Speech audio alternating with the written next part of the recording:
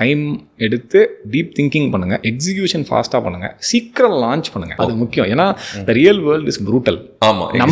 நம்ம மைண்ட்ல நம்ம நினைச்சிருப்போம் இந்த ஐடியா மாதிரி ப்ராடக்ட் மாதிரி எதுவுமே கிடையாது நினைச்சிருப்போம். வெளியே கொண்டு போன 2வது நாள் ஒருத்தன் கேட்பான் இதெல்லாம் ஒரு ப்ராடக்ட்னு பில் பண்ணியிருக்கீங்க அப்படின்னு சொல்லி. எங்களுக்கே நடந்திருக்கு.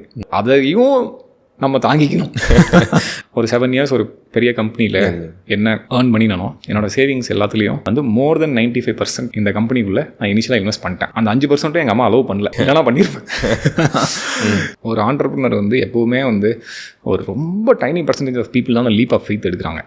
டீப் கன்விக்ஷன் இருக்கிறவங்க தான் டீப் ஆஃப் ஃபெய்த் எடுக்கிறாங்க. ஃபவுண்டராக ஃபஸ்ட்டு நம்மளுக்கு ஒரு வெரி லோ ஈகோ இருக்கணும். அப்புறம் ஒரு ஸ்டேட்டஸ் ட்ராப்புக்குள்ளே போய் மாட்டிக்கூடாது. ஒரு பெரிய கம்பெனியில் ஒர்க் பண்ணி அதுக்கான சுக சௌகரியங்களுக்கு நீங்கள் அக்கஸ்டம் ஆயிருப்பீங்க. அந்த மோல்டிலிருந்து வெளியே வரணும். Starting up is important. Knowing to when walk away is also important. Chunk cost மாதிரி அதையே நம்ம பண்ணிக்கிட்டே இருந்து அது ஒர்க் ஆகலன்னு தெரிஞ்சும் நம்ம ஈகோவுக்காக பண்ணிருக்க கூடாது. அது ரொம்ப முக்கியம். பூட் ஸ்ட்ராப் பண்ணும்பொழுது நம்ம பேர்ன் ரொம்ப கம்மியாக இருக்கணும். ஸோ அப்படின்னா அப்போ மந்த்லி என்ன செலவுகள் இருக்கு, எம்ப்ளாயியோட கம்ஃபர்ட்ல காம்ப்ரமைஸ் பண்ணாம முதல் ஹிட் எடுக்கிற அப்படி இருந்தா அந்த ஃபவுண்டர்ஸ் தான் அதை ஹிட். இப்போ நாங்கள் ஏஐ ப்ராடக்ட் பண்ணலாம்னு முடிவு பண்ணோம்.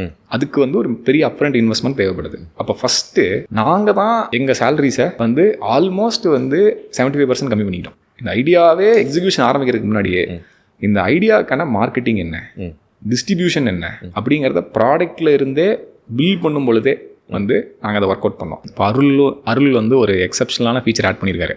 ஸோ வரப்போகுது ப்ராபப்ளி உங்கள் ஆடியன்ஸ்க்காக ஸ்னீக் பீக் நாங்கள் எக்ஸ்க்ளூசிவ் ஒன்று கொடுக்குறோம்.